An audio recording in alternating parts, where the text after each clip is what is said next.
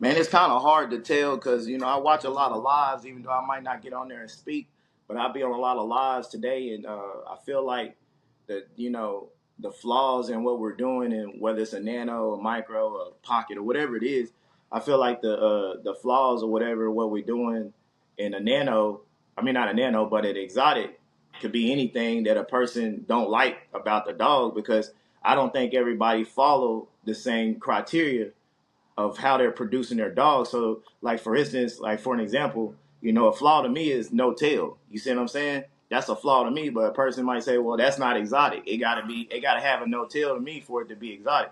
And I don't think that, is right. You know what I'm saying? And, so it really just boils down to the person that's doing the breeding of what they consider the flaw until we get like a standard across the board. And we tried this numerous of times to get a standard across the board for the exotic, and they might say it is one out there, but it's been so many ups and downs and argument, we can't get on the same page.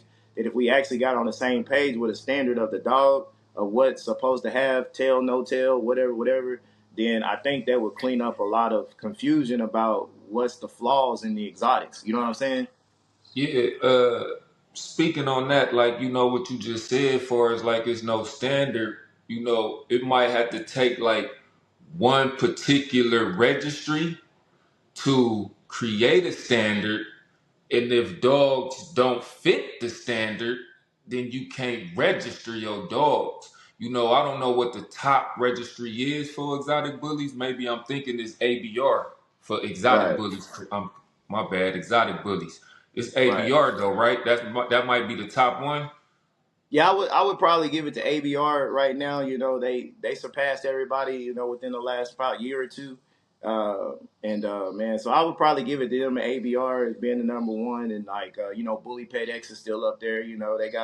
They probably still have one of the biggest online databases where you can go in there and see different exotics, and things like that. So and then you still got USBR, and there's a lot of other registries out there. But that brings me to this topic too, or to this thing too.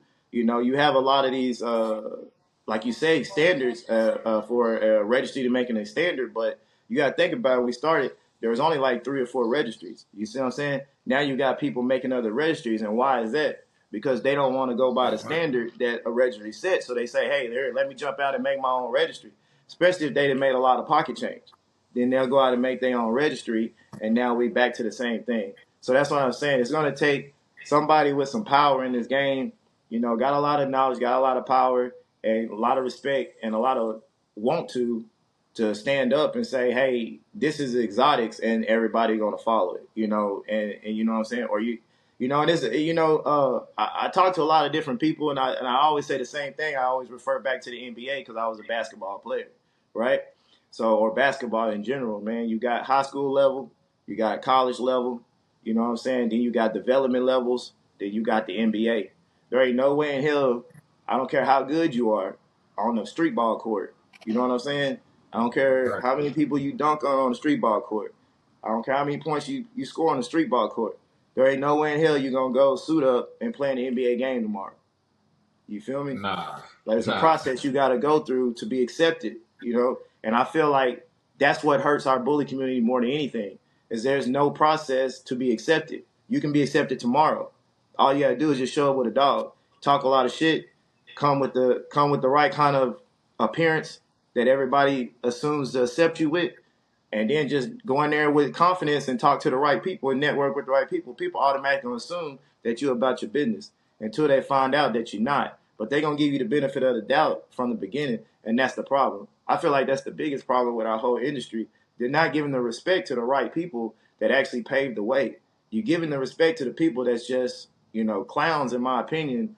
You know what I'm saying? And they just here to entertain. They're not here to put this game where it needs to be in order to be mainstream. That's what we all wanted from this game at the beginning, is to be mainstream. We want to be on the TV like you see Ukanuba or UKC and all those shows on TV. We want to be on TV too, but we can't do that if we don't have no sense of control over our own community. And you know what I'm saying? We'll always be the black market when it comes to the exotics. You know what I'm saying? So I mean, I can go on this subject all day, man. Right. As you can hear, I got some real passion behind that subject right there. But I feel like, that's what it's going to take for us, and will it ever happen, man? I don't know. You know what I'm saying? Will I step up and try to, take that road? Man, I don't know, but, it's out there to be taken, I think, I feel.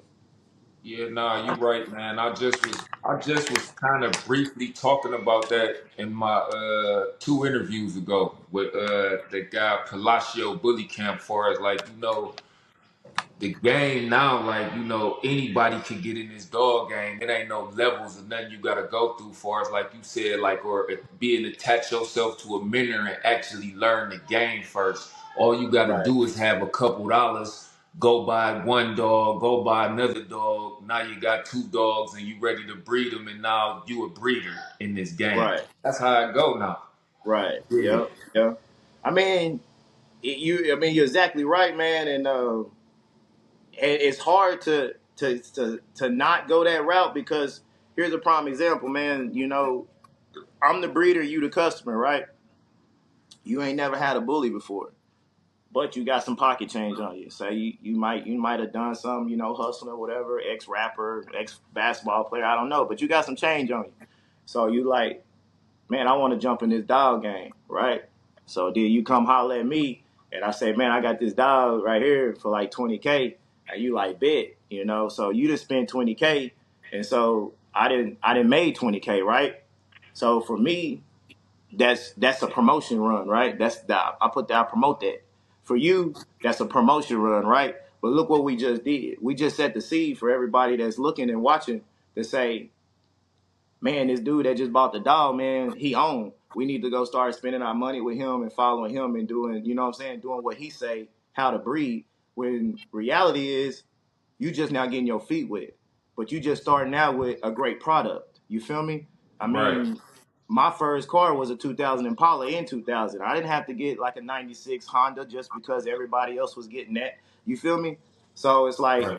just because I started out with a good car, it don't make me, you know, have the best car or the best this and the best that. You feel me? Just because I started out with a good make car or a better car than my peers at the time.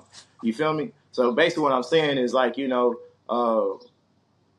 still gotta level up, even if you come at a high level, come in on a high level, and that's what you want to do. You do want to come in with good breeders at a high level, but you still want to have room to level up and level up and level up. You see what I'm saying? And that's how you gain your network and your followers and stuff the right way. You know what I'm saying? The ones that come in and they get leveled up so quick because they just purchased a dog, then the next thing you know, a few months later, a year later, you don't even hear about the breeder or the dog. You know what I'm saying? Because it's a lot of charades going on about the dogs out these days. So just basically saying, you gotta you gotta understand who you buying from, what you buying, why you buying, and then you also gotta understand who you promoting for the seller too. Why you promoting, this and that, because you can be like you said, like say you meet and you're a big breeder or whatever, you can be out here promoting a cat that has bad intentions just because they bought a dog from you. You know what I'm saying? Like, oh, say such just bought this dog. Man, he spent the bag. Go follow him, man. Go follow him. He gonna be on. Give him a few months. You know what I'm saying? He gonna you know how the speeches go. You feel Right, me? right. So I'm basically setting everybody that follows me to support him and to trust him. I don't even know him. And you don't even You know feel me? him, I right? just sold a dog, but the way I went about it was I wanted the community to understand and feel that I'm making money. And see, that's where the game turned a whole different corner. See, back in the Yeah, day, but it was about just you sell a dog, and then that dog sale go through or whatever. But that person that bought that dog have to do the real promotion behind it. It used to be a lot of conversations going on saying like, man, such and such stud owner don't support me. He don't do this. He don't do that. It wasn't that he don't support you. It's just he gave you that initial push, and after that, the rest of it's on you. You feel me?